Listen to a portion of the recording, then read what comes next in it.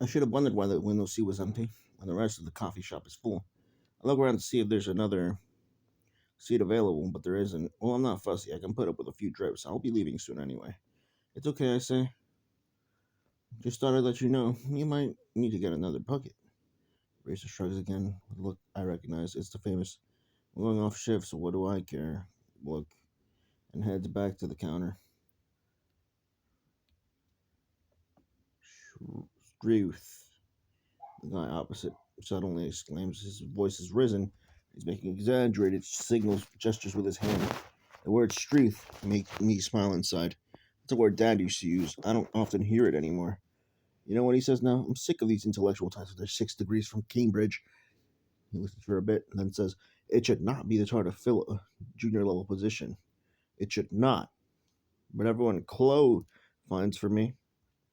I know, you'd think, but all they want to do is tell me their clever theories that they learned at uni. They don't want to work." He leans forward, takes his cup for a gulp of coffee, and meets eyes with me briefly. I can't help but smile, help smiling, because even though he doesn't know it, I'm hearing my dad again. On the face of it, this man was nothing like my dad. My dad was a weather-beaten former market trader. This guy's a 30-something professional in a posh tie. But I'm hearing exactly the same note of energy, the same pragmatism, the same impatience with clever know-it-alls. My dad had no time for theories either. Get on and do it, he'd say. All I want is to hire someone bright and savvy and tough who knows how the world works. The guy is saying now, thrusting a hand through his frondy hair. Someone who's been in the world, who hasn't just written a dissertation about it. They don't even need a bloody degree. They need some sense. Sense! And he's lean and energetic looking, with an end of summer tan, deep brown hair, lighter where the sun's caught it. As he reaches for his coffee again, the fronts cast shadows over his face. His cheekbones are two long, strong planes, and his eyes are, can't quite tell, mid brown or hazel, I think, peering superstitiously at him. And the light catches them, and I see a tinge of green. They're woodland eyes. That's nice, don't you think?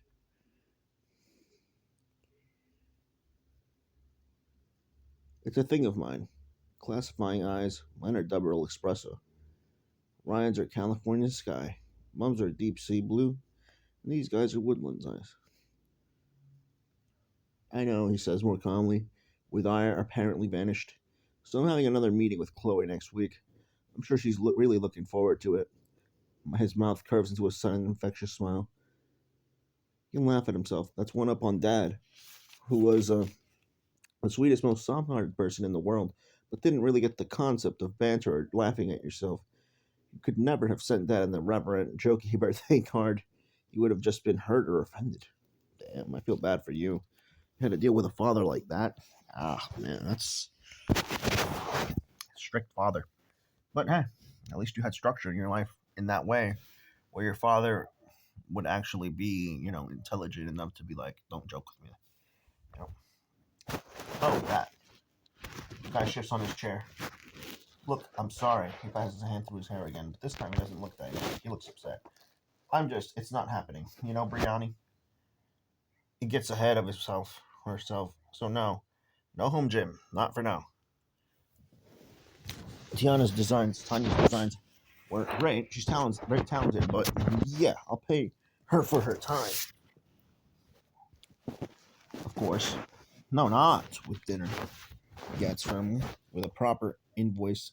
I insist. He nods a few times. Okay, I'll see you soon. Cheers. A wry blade of humor is back in his voice. But as he puts his phone away, he stares out of the window as though trying to rebalance himself. It's weird. But I feel like I know this guy. Like I get him. If we weren't two uptight British people in a London coffee shop, maybe I'd strike up conversation with him. But we are. And that's just not what you do.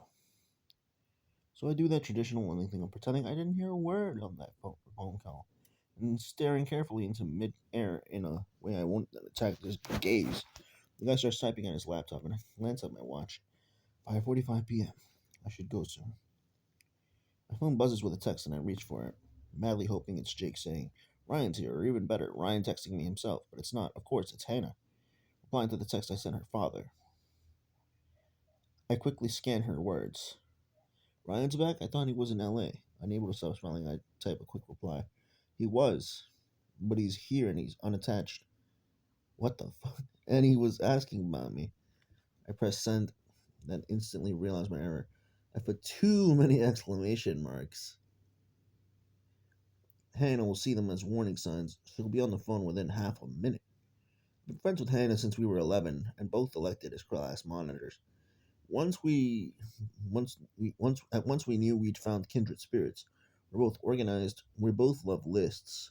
We both get things done. Although to be fair, Hannah gets things done even more efficiently than I do. She never procrastinates or finds an excuse. Whatever the task is, she does it straight away. Whether it's her tax form or cleaning out her fridge, telling the guy that she didn't like the way he kissed on their first date. When I played to him, he took it on the chin. He said, "How do you like to be kissed then?" And she showed him. And now they're married. Okay. She's the most level headed, straight talking person I know. She works as an actuary. She starts Christmas shopping in July, and here we go. Her name's popping up on my screen. Knew it. Hi, Hannah. I answer my phone casually, as though I don't know what she's calling. How are you? Ryan, huh? She says, ignoring my greeting. What happened to that girl in LA? Apparently, it's over. I try to speak calmly. One voice inside me is saying, It's over. It's over. Yeah, same. But, like, damn, sad. Okay. Doesn't sound convinced. Fixie, I thought you were over him. Finally. Bruh. that always gets to me. Because these books, like, they always make me, like, feel that way. And I like to see everyone's perspective on love, and this book kind of gets the point through. I don't blame her for that emphasis on finally, exactly. You know what I mean? We'll see though what this leads to, of course. Um, I've been spilling my heart to Hannah about Ryan pretty much since the first day we met. When we were 18, I used to drag her along around endless London pubs just in the hope of bumping into him. She used to call it the Ryan route. Oh my gosh. Wow. I mean, damn. I mean, at least you lived near him. It's not like he was another state and you actually went looking for him. Um, and it would be fair to say that last spring, after Ryan went back to Hollywood, every other conversation we had was about him. Oh my gosh. Okay, every conversation. Damn, you went to some other place and you're still talking about him like all the time. I am. I lower my voice so the whole coffee shop doesn't hear. But apparently he was asking after me. Just the thought of Ryan asking after me makes me feel giddy, but I force myself to sound fact in the matter. Matter of fact, I mean, whatever, same thing. I get nervous when reading those because I read it how I feel like seeing it. So that's interesting. That's all. Just interesting. Says Hannah again. Has he texted you himself or anything? No, but maybe he wants to surprise me. That's what they always say. Please, just confirm it or just stop speculating. It's kind of weird. People don't like. I don't know what to say. It's just so cringe because you really like this person, yet you like. So just leave it be. What can you do? They don't sleep about it. I mean, they get sleep about it, and you don't. You wind up killing yourself or dying in their arms. And they don't care about it. They'll leave you to wither and die. They're like parasites without actually being parasites. Basically, yeah. They're it's not right because they don't think of you, but you think of them. So just leave it be. Let it fly away. I mean, not always, because they come back. But if they're good for fucking, that's it. Just leave it be. All right, let's read.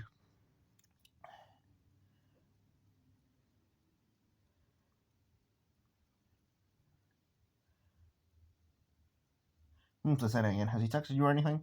No, but maybe he wants to surprise me. Says Hannah for a third time. Fixie, do you remember he lives in L.A.?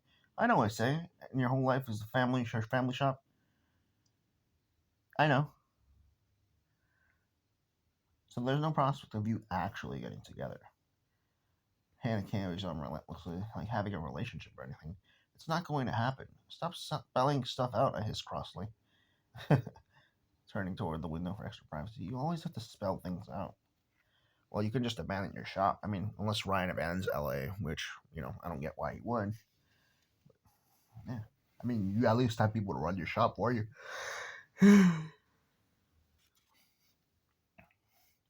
Yeah, because if you're in a private setting, someone spelling things out and you answering with them spelling it out, it's kind of annoying because you have to actually say what you're talking about. Not for the first time. I wish I had a flaky romantic best friend who would say, "Oh wow, Ryan's black. You two are meant for each other," and help me choose what outfit to wear. True, yeah. I get what you mean. Some people are too cordial and non-jokey. I get what you mean. Okay, I'm starting to like the protagonist a little more, Sophie Kinsella. Right, but she's a little bit too smug, though. I mean, we'll see though. I mean, girls are like that. I guess this is a girl protagonist kind of thing, but I don't really like this kind of thing. But it's a good one, I guess. It's not as like weird. It's like some sort of like feminist heroine. I mean, heroine. Like it's like some of them are like that. All right, Nicole's quite flaky and romantic, I suppose. Then she's not really interested in my life.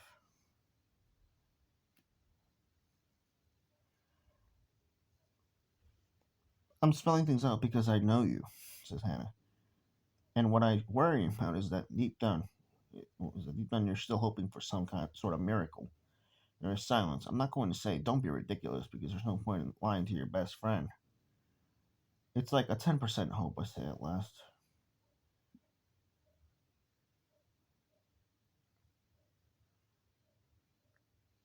Watching a traffic warning on the prowl.